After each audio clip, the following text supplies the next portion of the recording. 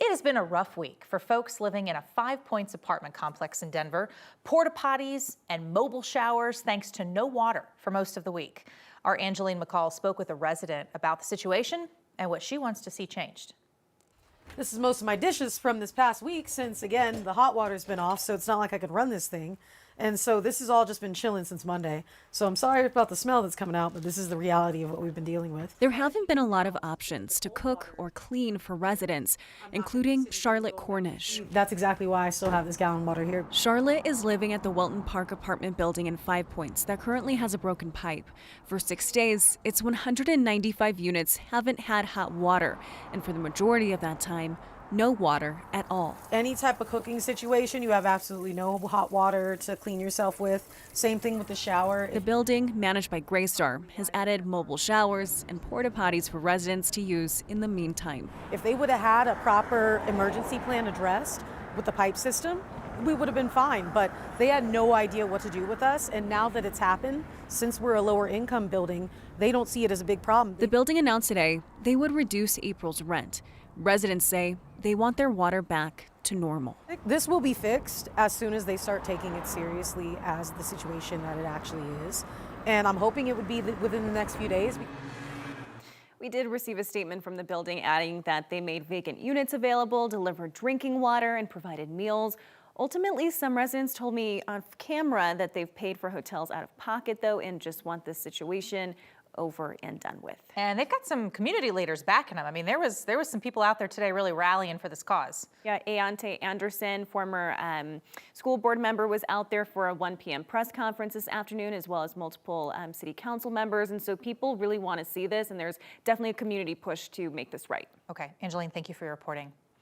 Well, it was a beautiful Sunday here in Denver. Temperatures hitting the mid-60s today.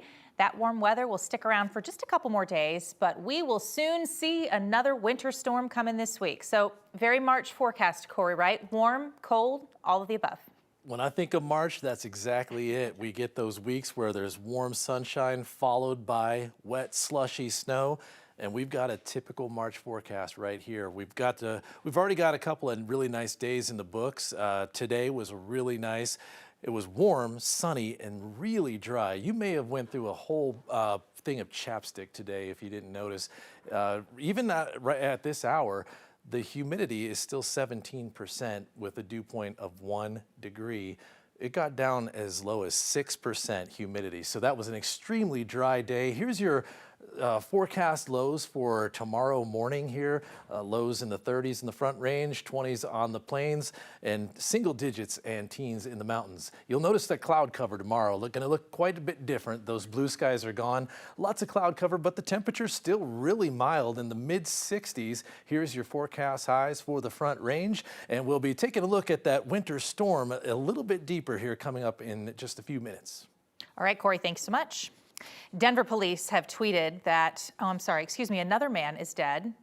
A man is dead and another man got hurt after a shooting in Denver overnight. Denver police tweeted at 12:48 a.m. today. They were investigating a shooting in the 4700 block of Evans Avenue near I-25. They found 2 victims, took them both to the hospital. 1 man died at the hospital, and police have not released the condition of the second victim. Nobody has been arrested.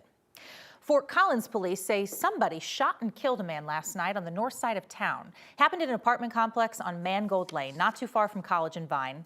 Officers arrived around 11:15. They found a man shot. They tried to save him, but he died on scene.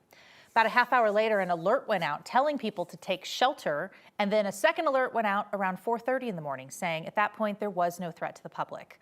Police believe this shooting was gang-related. Nobody has been arrested.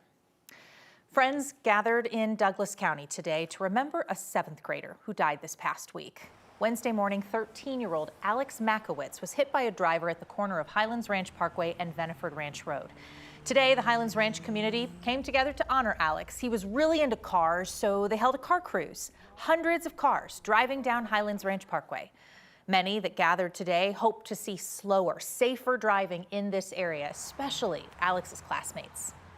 I really want a change, so then, because this is the second person we've lost because of one of these accidents in our school, and I just really want to see a change because I don't want to be scared to walk across an intersection when I'm doing the right thing. Now, the intersection where Alex was killed is a very busy one. The speed limit is 45 miles an hour, but drivers regularly speed down Highlands Ranch Parkway. Many are now calling for more visible traffic signals, enhanced crosswalks, and increased law enforcement in that area just to try to make that stretch of road safer. You may have noticed some flags flying at half-staff today. This was to honor an Eagle County paramedic who died while working a backcountry rescue. Steve Zuckerman died last month in Vail. He worked as ski patrol for Beaver Creek for more than 25 years before becoming a paramedic in 2008. Democratic Governor Jared Polis ordered flags to half-staff today from sunrise to sunset to honor Zuckerman on the day of his memorial service. CDOT's rolling out some new technology this week that will hopefully make driving through the mountains a little bit safer. Starting on Tuesday, look out for some new speed limit signs through Clear Creek County. They adjust the speed based on road conditions and traffic. 9 News reporter Brianna Clark takes us to Idaho Springs, where the mayor is optimistic about this change.